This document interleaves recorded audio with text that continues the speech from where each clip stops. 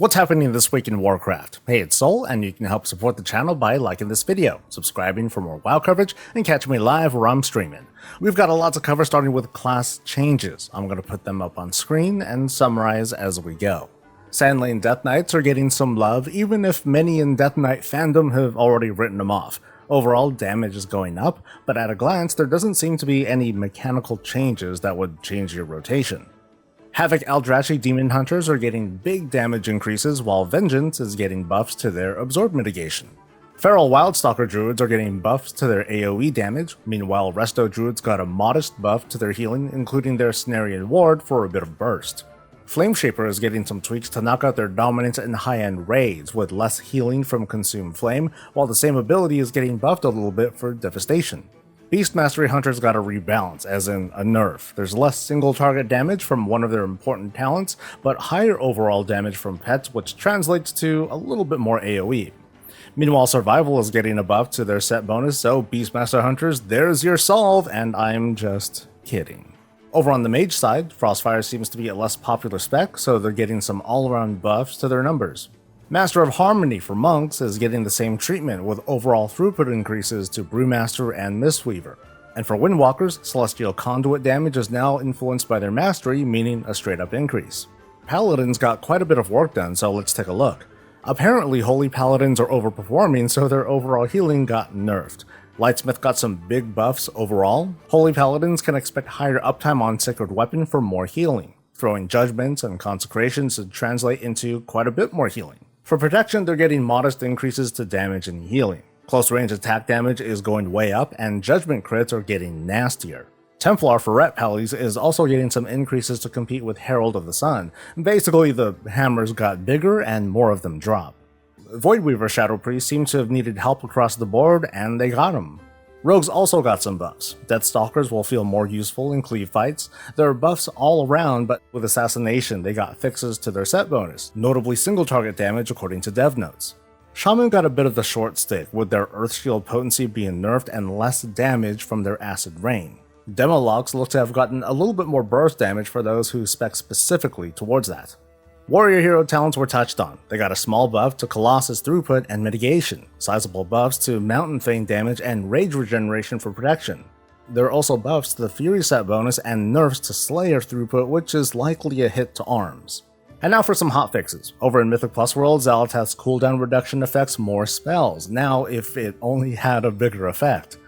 Numerous dungeons have had targeted mechanical nerfs and fixes, but it hasn't helped the overall cloud of negativity surrounding mid-level keys in the 7 to 9 range. There's lots of outcry for a Gilded Crest to be more available at lower levels, but will it improve attitudes or just push the goalposts? I have no idea, but we'll see how Blizzard reacts to the growing criticism. Ovanax's Mercurial Egg effects are slightly stronger, and since last week, rare materials like tinderboxes can now be found at the end of any delve. I'm not sure how delve levels will affect this, but hopefully the prices of tinderboxes will continue to decrease. Players on US realms are informed that weekly scheduled maintenance will last for 1 hour.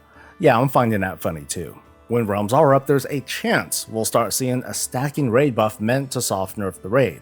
It was said that a month after the season starts, this catch-up will appear, and as of this week, we're at 1 month into Season 1. If this goes into effect, here's what we should basically see, because this buff isn't just simply going to appear, we need to earn it.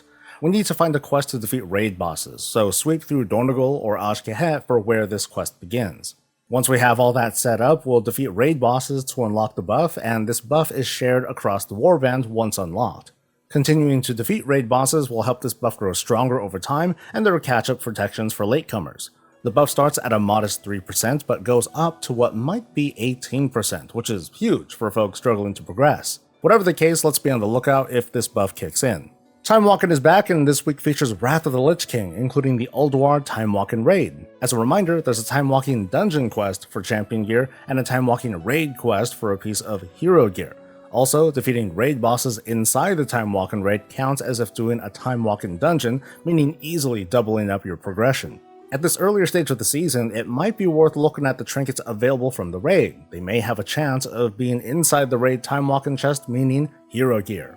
Take a look at the Dungeon Journal for the full list, but I'll highlight a few like a crit trinket that gives a sizable amount of main stat for non-casters. There's a caster trinket with a generous haste proc, a crit trinket with a passive int buff, and of course, Mr. Tentacle.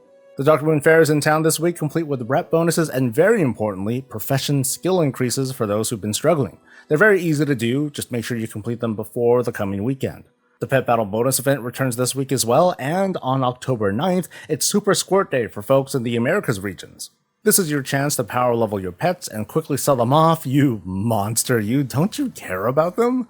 And over in Mythic Plus World, it's a Fortified Tyrannical week with the expected affix to be Devour. It's a debuff where you gotta heal through it, or self-cleanse, or Cloak of Shadows, do whatever it takes to cleanse this debuff right away to get a buff to your crit. So now we have a pattern of Ascendant, Oblivion, Voidbound, and then Devour, meaning at lower key levels, the pattern of what affixes a Tyrannical or Fortified will always be the same, and of course at 10s and higher, it doesn't matter. Monday afternoon, I'll be streaming the new Diablo 4 expansion launch to check out what's new and how it all works. Follow me over on Twitch and take part in drops and supporter streamer promotions. Stay tuned later this week for an intermediate guide on how to defeat the hard mode version of Zekfir. I said I'd do one after I killed it, and hey, look at that. And of course, as big news breaks, I'll be here to cover it, so be sure to like this video, subscribe for more coverage, catch me live, and I'll catch you later. Stay safe, stay healthy, and stay breezy.